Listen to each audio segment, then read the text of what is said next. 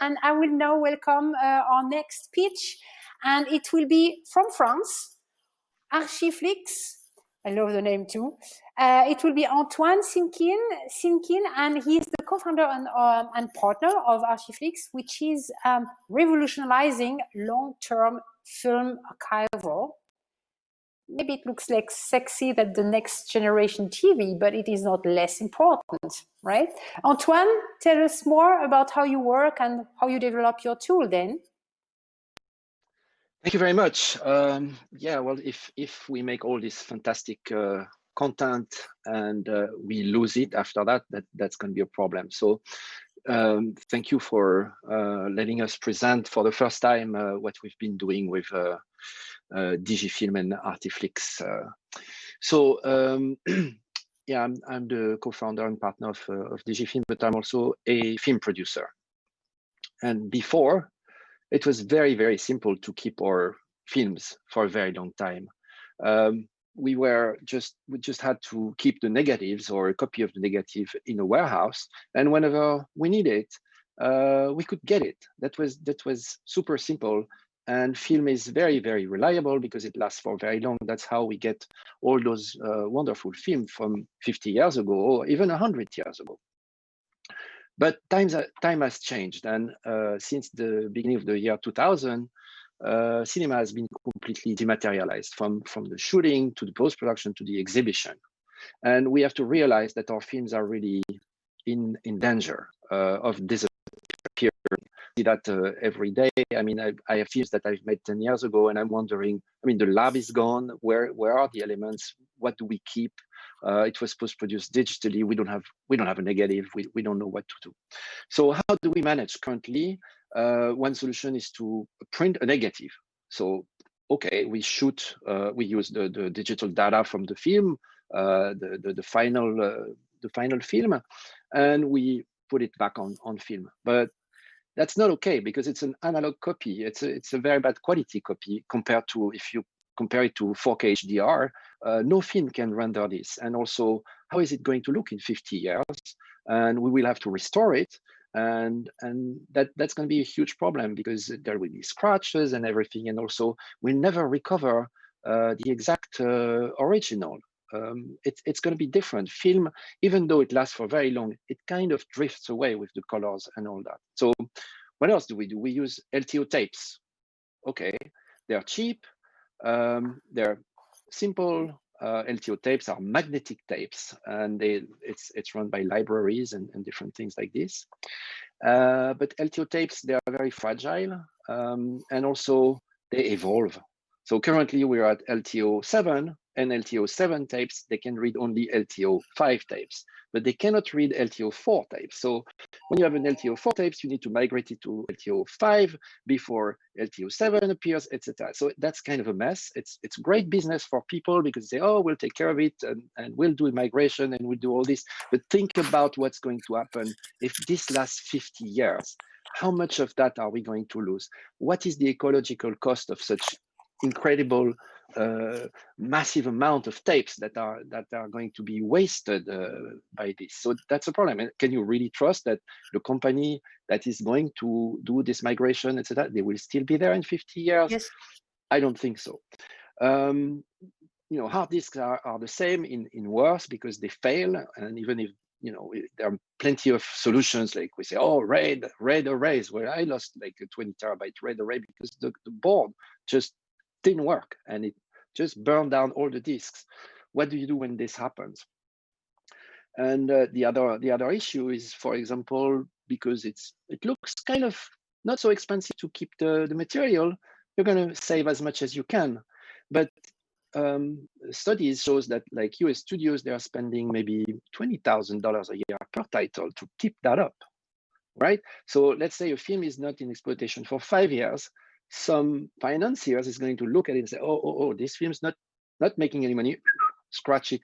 How are you going to be sure that we will save enough of it? And we know how important it is to preserve the work for a long time, because when we make a film, we never know how good it's going to be for later. So what are we doing? We are saying, well, film is good. Film is good, but on film, that's film, like celluloid film. Film is great, but on a film, we're not going to put the image. We're going to put a code. I'll share my screen to try to explain a little bit better how it looks like. But the concept is that on the film, we put a code, a visual code, and that visual code will stay on the film forever, and it will be very, very simple to keep it. And it's one-time storage, and it will last and not change. When we need to restore it, that's how, when we need to restore it, we just scan the film and we get the data back exactly how it was originally. So that's a very simple way of doing things, and we can be sure that storing reels has a very, very low carbon footprint, because it's not like computers running and tapes being thrown out. So who are we? We are the three of us. We have Pierre-Olivier, who's the CEO for strategy and development. He's been working with Technicolor and Canal+, and that's where we met when he was working for Technicolor, where I was selling to Technicolor a patent. And we also have Rip O'Neill, who was a co-founder with me of Dubois, which was a visual effect company in the late 80s, where we developed the first film scanners and film recorder and made visual effects for films such as Delicatessen or all the Asterix or Alien Resurrection. And we knew from then that keeping our data was going to be a huge problem, because I mean, we were storing that on different kind of devices, and the devices would fail or evolve or be not compatible and all that. So we've been thinking about this for a very long time.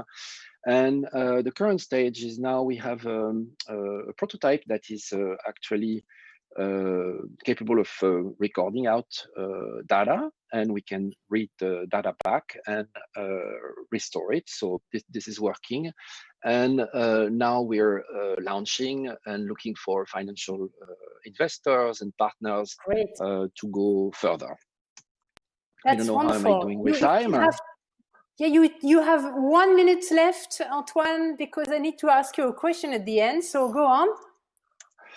Well, what I want to insist on is that, well, I'm talking a lot about cinema because I'm first of all, I'm a producer and I want to keep my films alive. But really what we're talking about is data. And the world of data storage market is a huge market. It's worth over 70 billion. And part of it is concerning offline sensitive data archival. And we estimate that it's probably 10% of that, which is really important. So that's for banking, government, army, insurance, whatever, healthcare.